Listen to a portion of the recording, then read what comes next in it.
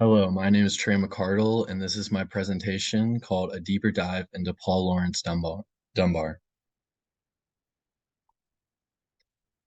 First, I will go over the contents of these three sources and expand on their ideas and explain how I interpreted them and the major takeaways from the sources.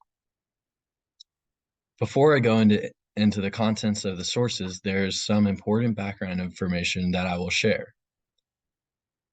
First, Paul Laurence Dunbar was born in 1872. He was raised by two former slaves and grew up in Dayton, Ohio.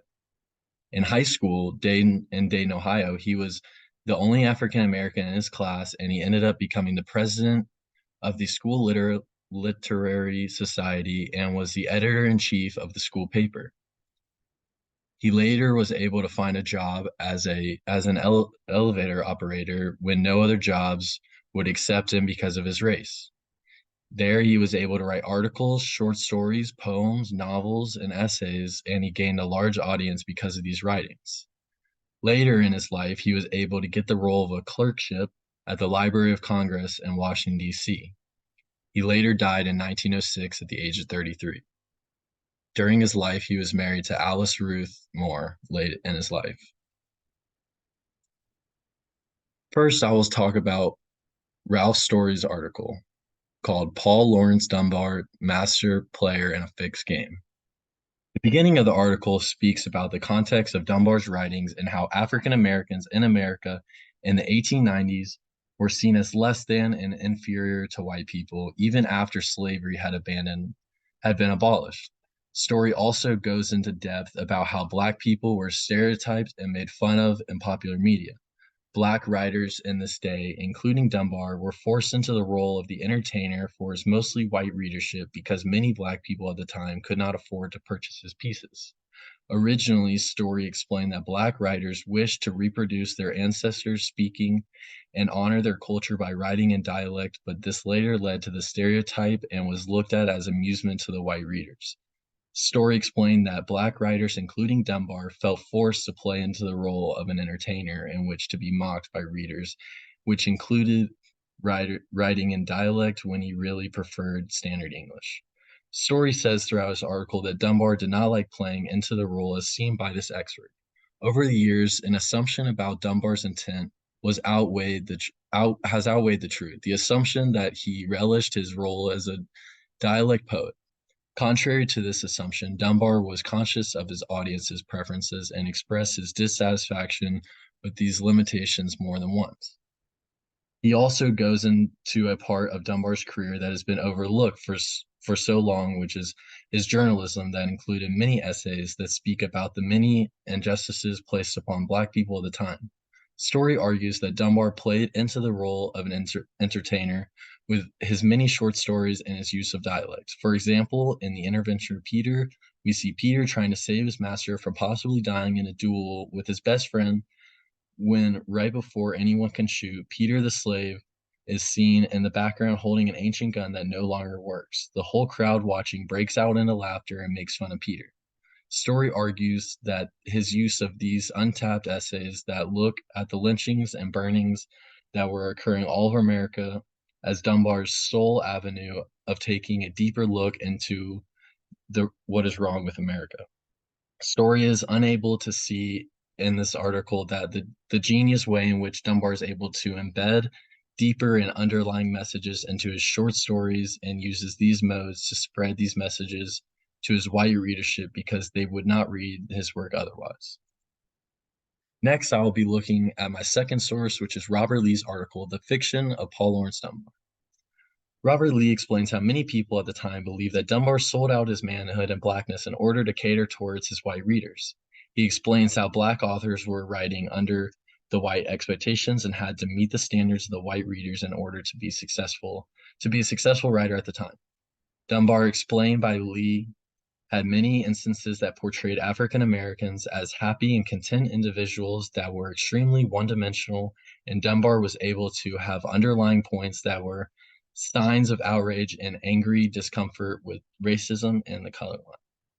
The article looks at how Dunbar was always in the favor of gradualism instead of trying to incite a revolution or portraying strong nationalism.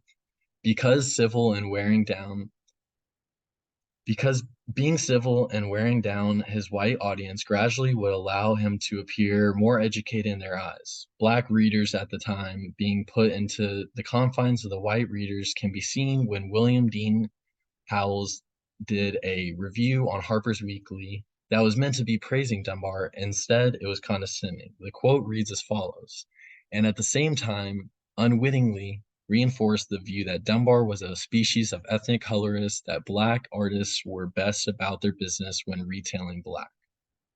Howell is placing Dunbar into a box where they must retail blackness and be entertainment to readers and nothing more. Even with Dunbar playing into this role of being the dark entertainer, he is able to insert moments into his writings that illustrate real feeling, emotions, and experiences under the surface of the obvious stereotypical look at Black people in this era. Dunbar is seen breaking out of his normal plantation short stories and looked at more real issues of lynching in his short story named The Lynching of Jude Benson. In this story, he explores the real issue that was lynching at the time, with showing a black man being falsely accused of a murder, which causes him to be hung for a crime that he did not commit. Lee describes how genius Dunbar was for his time and how he was able to make large strides in educating the public while using a stereotype as a cover up with deeper meanings in his writing when looked at closer. Lastly, I will be looking at James Smethurst's article, Paul Laurence Dunbar and Turn into the 20th Century African American Dualism. Smethurst's article takes a deeper look into Dunbar's poet side, which was very popular during this time, especially his dialect poems. Smethurst explains how Dunbar is widely known as the first Negro to attain and maintain a distinguished place among American poets. The author looks at Dunbar's and African Americans as a whole at the time as a major theme in a time where it was tough to know where they stood in society after being the first generation to be after the emancipation. An example of this dualism, as laid out by the author, is the black culture versus the mainstream American culture. The author raises many questions about how Black people are meant to find their place in society after so recently being enslaved. Smethurst speaks about the theme of double consciousness as well, which is illustrated in Dunbar's most well-known poem being We Wear the Mask. This idea explores the reality that Black people must be putting on a show for all of white America in their lives, and they must hide their true and authentic Black culture. As seen in the poem when Dunbar writes, with a torn and bleeding hearts we smile. This quote from the poem illustrates the pain that all Black America was going through and how they were forced by society to cover up their pain with a smile. The author also makes the point that the metaphor of the mask is superior in explaining double consciousness when compared to Du Bois's veil because he believed that it is easier to conceal their true selves with a mask versus the metaphor of a veil.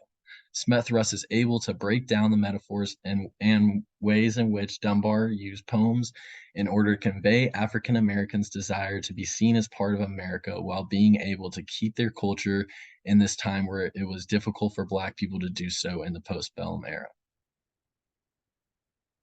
These are my works cited, and thank you for listening.